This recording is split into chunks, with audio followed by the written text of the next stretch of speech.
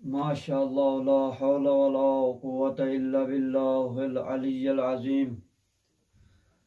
رب اشرح لی صدری ویسر لی امری واحلل عقدۃ من لسانی یفقهوا قولی اعوذ باللہ من الشیطان الرجیم بسم اللہ الرحمن الرحیم الحمد للہ رب العالمین الصلاة والسلام علی اشرف الانبیاء والمرسلین ابی القاسم محمد اما بعد فقد قال علی علیہ السلام، امام علی علیہ السلام ناج البلاغہ کے کلمات کثار میں فرماتے ہیں، کلمات کثار 10 میں کلمے کثار میں فرماتے ہیں کہ جب آپ لوگ دشمن پر قابو پا لیں تو شکر ادا کریں، یعنی اس قابو پانے کی وجہ سے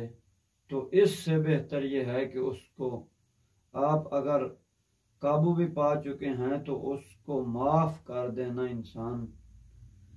کی فضیلت ہے، مرتبت ہے۔ آئیے پڑھتے ہیں کہ امام کیا کہتے ہیں۔ وقال علیہ السلام، تو امیر المؤمنین علی بن ابی طالب فرماتے ہیں، اذا قدرت على عدوك فاجعل العفو عنه شکرا لقدرته علیہ، دشمن پر قابو پاؤ تو اس قابو پانے کا شکرانہ اس کو معاف کر دینے قرار دو، یعنی توضیح اور تشریح اور مراد یہی ہے کہ جب عفو و درگزر کا محل وہی ہوتا ہے جہاں انتقال پر قدرت ہو، اور جہاں قدرت ہی نہ ہو وہاں انتقال سے ہاتھ اٹھا لینا مجبوری کا نتیجہ ہوتا ہے۔ جس پر کوئی فضیلت مرتبت نہیں ہوتی، البتہ قدرت و اقتدار کے ہوتے ہوئے عفو و درگزر سے کام لینا فضیلت انسانی کا جوہر اور اللہ کی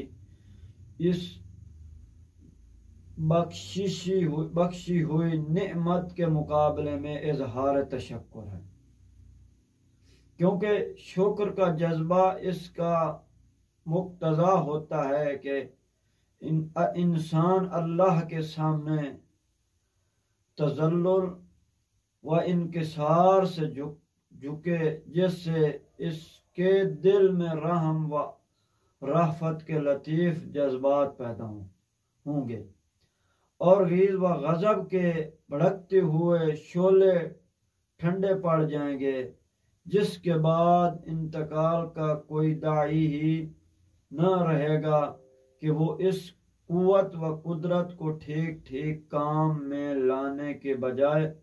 اپنے غصے کے فروغ کرنے کا ذریعہ قرار دے۔ اس میں کہنا یہی چاہتے ہیں کہ ایک تو یہ ہے، اگر آپ قدرت رکھتے ہیں، قادر ہیں تو معاف کر دیں تو یہ آپ کا بہت بڑا رتبہ ہے، بہت بڑی انسان کے لیے فضیلت ہے۔ یعنی انسان اگر ایک انسان، یعنی اس میں انکساری اور کیا ہے انسان کی یہاں یہی انکساری، یعنی یہی شرافت اور یہی عزت اور آبرو انسان کی ہے، یعنی جب انسان غصے سے ابھرا ہوا ہو، غصے سے